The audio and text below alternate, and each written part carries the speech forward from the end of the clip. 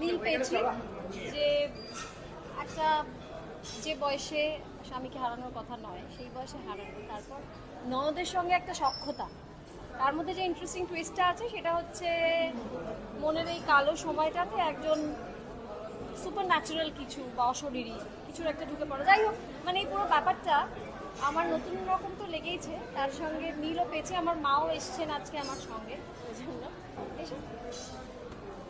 তো এই হচ্ছে ব্যাপার, এইটুকুই আপাতত, কারণ ছবিটা দেখি। হ্যাঁ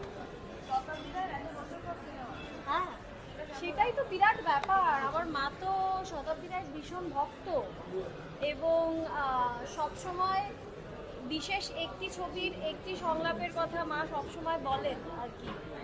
অর্জুন দা শতাব্দী রায়ের যে ছবিটার কথা তুমি সবসময় বলো, তো সেই জন্য এটা আমাদের বাংলা ইন্ডাস্ট্রির কাছে একটা কত বড় পাওয়া।